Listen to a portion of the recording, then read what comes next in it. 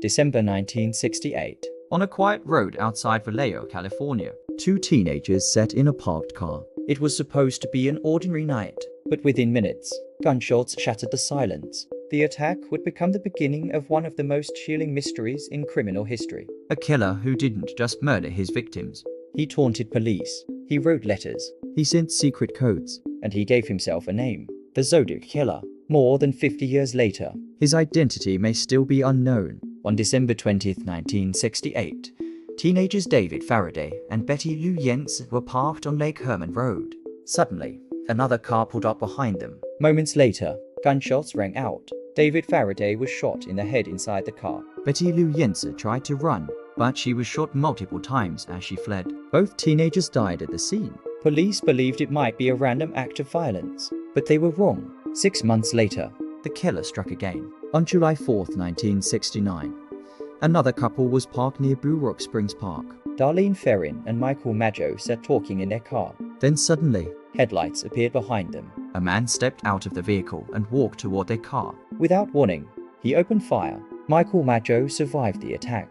Before fleeing, the killer returned to the car and shot them again. An hour later, the Vallejo Police Department received a chilling phone call. The man on the phone calmly confessed. He claimed responsibility for both attacks. And then he hung up. Weeks later, 3 newspapers received identical letters. Each one contained a portion of a strange cryptogram. The letters demanded that the newspapers publish the code, or the killer would continue murdering people. At the bottom of each letter was a strange symbol, a circle with a cross through it. The writer also introduced himself with a name, Zodiac, the Zodiac Killer. The code contained 408 strange symbols. It took days for anyone to crack it. Eventually, a schoolteacher and his wife solved the cipher. But the decoded message shocked everyone. It didn't reveal the killer's identity. Instead, it revealed his mindset. The message read, "I like killing people because it is so much fun." He went on to describe murder as more exciting than hunting animals, and he claimed his victims would become slaves in the afterlife.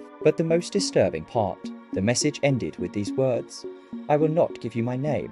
The Zodiac Killer continued writing letters to newspapers. Some letters contained more codes, others contained threats.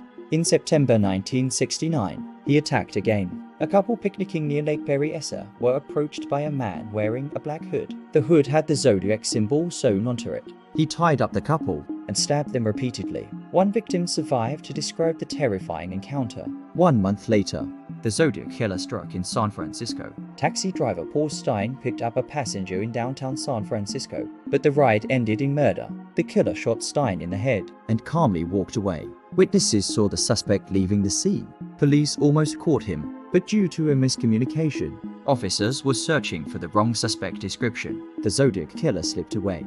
Over the years, investigators looked at dozens of suspects, but none could be definitively linked to the crimes. The Zodiac Killer sent letters for several more years. Then suddenly, the letters stopped. Some believe he died, others believe he simply stopped killing. But no one knows for sure. The case remains officially unsolved. The Zodiac Killer claimed to have murdered 37 people. Only a handful of those crimes have been confirmed. More than half a century later, investigators still search for answers, but the man behind the symbol may never be identified. And the Zodiac Killer may remain one of the greatest mysteries in criminal history.